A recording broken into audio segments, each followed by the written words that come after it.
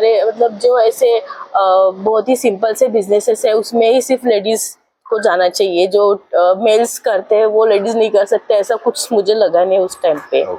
और तो मुझे ना ऑटोमोबाइल इंडस्ट्री में थोड़ा इंटरेस्ट आने लगा, क्योंकि ये इंडस्ट्री ऐसी है कि मतलब इसका कोई एंड नहीं है ना।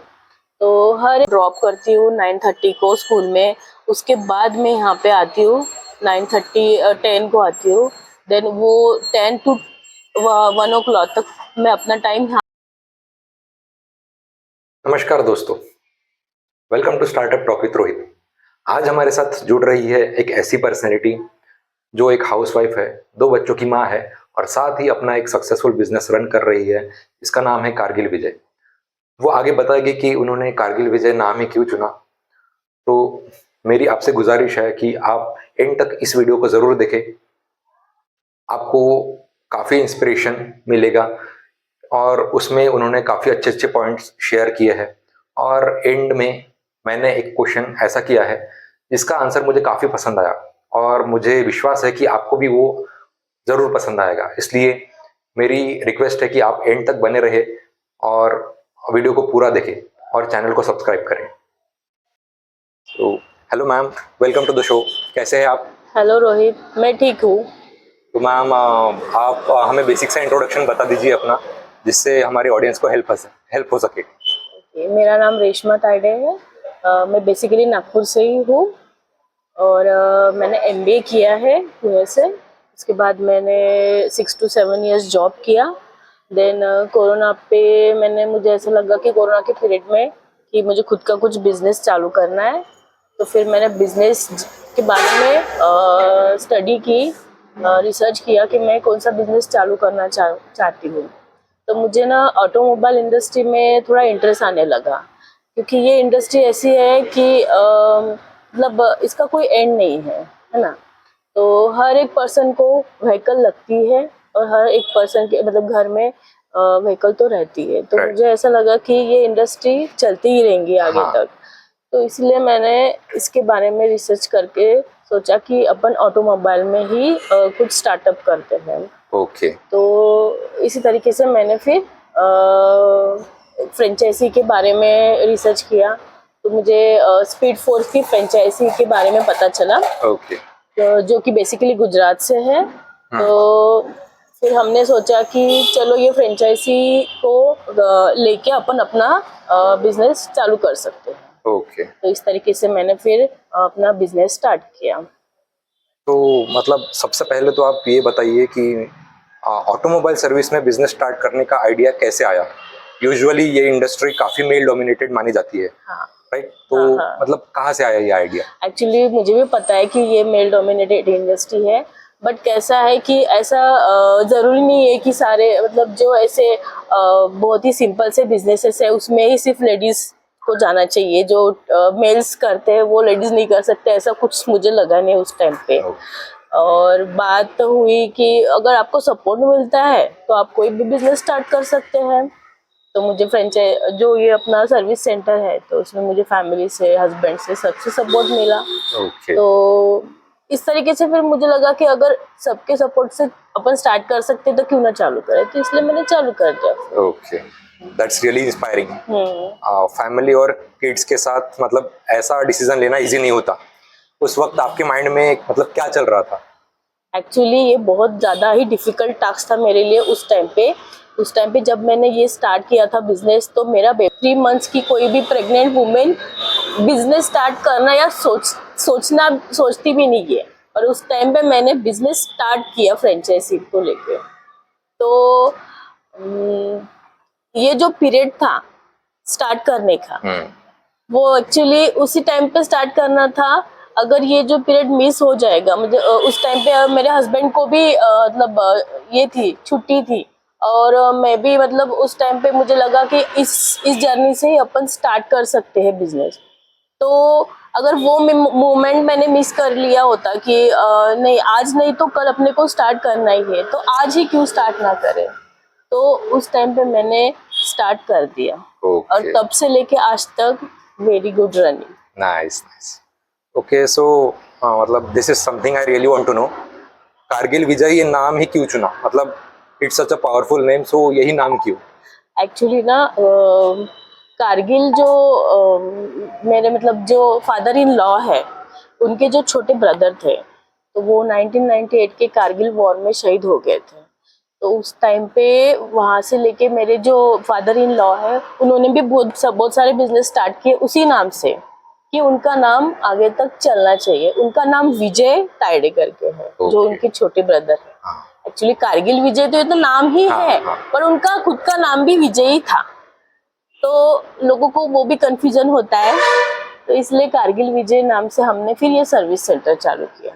तो दैट्स रियली इंस्पायरिंग। और क्या इस नाम का कुछ इफेक्ट पड़ा बिजनेस पर, लाइक कस्टमर्स के बीच कोई स्पेशल कनेक्शन फील होता है इसके थ्रू? हाँ, अगर कस्टमर पूछते हैं जैसे मुझे कि आपने यही नाम क्यों रखा है, तो मैं उनको बताती हूँ कि ये जर्नी हुई है, तो उस टाइम पे हमारा एक इमोशनली अटैचमेंट कस्टमर से हो जाता है। बट जस्ट बिकॉज ऑफ नाम से तो नहीं चलेगा, हम लोग सर्विस मतलब कस्टमर को उस टाइप की क्वालिटी सर्विस भी प्रोवाइड करते हैं जिसके उनके मन में ऐसा कोई क्वेश्चन ही क्रिएट नहीं होता कि क्वालिटी के बारे में या फिर कुछ दूसरे प्रॉब्लम्स के बारे में। जो कुछ भी है वो अपना क्वालिटी सर्विस पे ही अपना बिजनेस मतलब रन चलेगा, okay not because of name. Okay okay. हाँ। तो चलिए, तो मैम जैसे कि आपको पता है कि मतलब बाकी ऑटोमोबाइल सर्विसेज भी है काफी ज्यादा, तो आप उनसे क्या अलग कर रहे हैं? एक्चुअली हम उनसे अलग ये एक चीज़ कर रहे हैं कि बेसिकली कस्टमर की नीड होती है फ्री पिकअप एंड ड्रॉप की, तो हम वो प्रोवाइड करते हैं फ्री पिकअप एंड ड्रॉप। तो उसको ज़्यादा कन्वीनियंट होता है कस्टमर को अपनी गाड़ी सर्विसिंग करने के लिए। ठीक है, वो एक चीज़ हम लोग प्रोवाइड करते हैं। उसके पास जो हमारे सर्विस सेंटर पे जो मॉडर्न इक्विपमेंट है, उससे हमको जल्दी पता चल जाता है कि गाड़ी में क्या क्या प्रॉब्लम्स है क्या नहीं है, तो उससे जल्दी सॉल्यूशन मिलने से गाड़ी की सर्विसिंग फास्ट हो जाती है। तो वो एक अपन जो है एक मॉडर्न टेक्निक प्रोवाइड करते हैं कस्टमर को। उसके बाद हम जो है ब्रांडेड ऑयल यूज़ करते हैं, तो जो कुछ मतलब जैसे लोगों को जैसी चॉइस होती है उस हिसाब से हम लोग ऑयल भी उसमें प्रोवाइड करते हैं। फिर उसके बाद है हमारे पास जो मैकेनिक्स होते हैं वो काफ़ी प्रोफेशनल है, हाई क्वालिटी मैकेनिक्स है, जो कि तुरंत गाड़ी की जो प्रॉब्लम्स है वो एकदम फास्टली जस्टिफाई करते हैं और करके जल्दी से मतलब सर्विस करके कस्टमर को प्रोवाइड करते हैं। और ये जो जो चीज़ यहाँ पे होती है वो हम कस्टमर को मतलब मोबाइल थ्रू व्हाट्सएप थ्रू उनको शेयर करते हैं कि क्या क्या अपने यहाँ काम हो रहा है गाड़ी में, तो उस थ्रू हमको उनको शेयर करते हैं वो चीज़। तो ये सारी चीज़ें हम जो मतलब बाकी चीज़ों से ज़रा अलग करते हैं। ओके मैम, आगे बढ़ते हैं, फैमिली और बिजनेस के बारे में जानते हैं आपका। तो juggling between family and kids और business is not a joke. तो आपका टिपिकल डे कैसा होता है? बेसिकली सुबह मैं अपनी बेटी को ड्रॉप करती हूँ 9:30 को स्कूल में, उसके बाद मैं यहाँ पे आती हूँ 10 को आती हूँ। देन वो 10 to 1 o'clock तक मैं अपना टाइम यहाँ पे देती हूँ। देन 1:30 को मैं अपनी डॉटर को पिकअप करके फिर उसके बाद मैं अपना पार्ट टाइम जो टाइम होता है स्कूल का उतना मैं अपने यहाँ देती हूँ, बाकी टाइम मैं अपने बच्चों को देती हूँ। Wow, amazing amazing. मतलब क्या आपके किड्स भी कभी कभी क्यूरियस होते हैं बिजनेस को लेकर? हाँ, वो आते हैं सर्विस सेंटर पे। हाँ। तो उनको भी मतलब वो भी क्वेश्चन करते हैं, वो भी पूछते हैं क्या है कैसा है, तो थोड़ा उनको भी अभी से अगर बिजनेस के बारे में पता चले थोड़ा सा, तो वो डेफिनेटली इंस्पायर होंगे नेक्स्ट फ्यूचर के लिए। जॉब से हमको भी थोड़ा सा दूर ही रहना है, तो उनको भी थोड़ा सा दूर ही करेंगे जॉब से। Okay, so being a female entrepreneur in a male dominated sector, कभी किसी ने आपको अंडर एस्टिमेट किया है? नहीं, एक्चुअली कभी पहले पहले उनको वो भी अनकंफर्टेबल महसूस करते थे, क्योंकि सर्विस सेंटर पे ज़्यादातर तो लड़कियां रहती नहीं हैं, तो मैं एक फीमेल थी, तब मेरा टाइम भी फर्स्ट ही था, उनका भी फर्स्ट ही था, तो थोड़े दिन तक चलता था ऐसे। बट उसके बाद जब मैंने नॉलेज गेन किया, उनको जैसे जिस तरीके से प्रेजेंट करती थी मैं, उनके व्हीकल्स जब आते थे, जब उनको उनकी जो प्रॉब्लम्स थी प्रॉब्लम्स पे सॉल्यूशन जब मैं बताती तब वो एकदम फ्रेंडली हो गए थे, तो उसके बाद मुझे इतना कुछ हेज या फिर ऐसा कुछ प्रॉब्लम नहीं हुआ। अच्छा, एज अ नॉर्मल कस्टमर जैसे फिर एनवायरनमेंट हो चुका था। का तो काफी इंस्पायरिंग है आपकी जर्नी। और आपने जो सीख ली वो किसी और को कैसे हेल्प कर सकती है? मतलब देखो, सारी प्रोसेस में आपने जो सीख ली वो हाँ, दूसरों को कैसे हेल्प कर सकती है? दूसरों को अभी देखिए, अभी कौन कैसा लेता है वो अब खुद तो नहीं बता हाँ, सकते हैं। जिसको मतलब अभी अपने वो मतलब खुद को भी अगर किसी से इंस्पायर होना रहा हाँ, तो अपन दूसरे की जर्नी स्टडी करके देख के उसके बाद ही इंस्पायर होते हैं। तो वो तो नंबर ऑफ पर्सन पे डिपेंड रहता है कि वो कैसे लेते हैं उसको। ओके। तो चलिए बढ़ते हैं फ्यूचर प्लान्स की ओर, मतलब आपके क्या प्लान्स है? हाँ, any thoughts on expanding the business? आपके आगे का प्लान बिजनेस से रिलेटेड?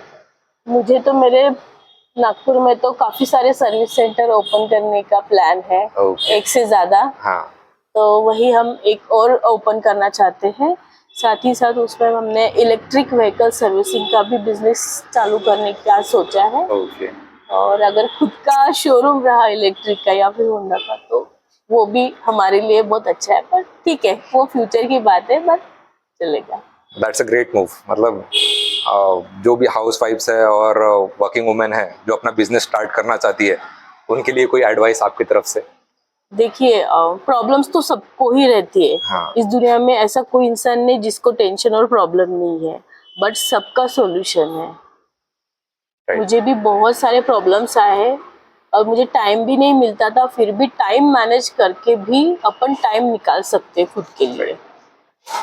तो मैं वही करना चाहूँगी कि अगर जिसको आगे कुछ बढ़ना है, कुछ करना है, तो टाइम मैनेजमेंट करें, एवरीथिंग इज पॉसिबल। ओके।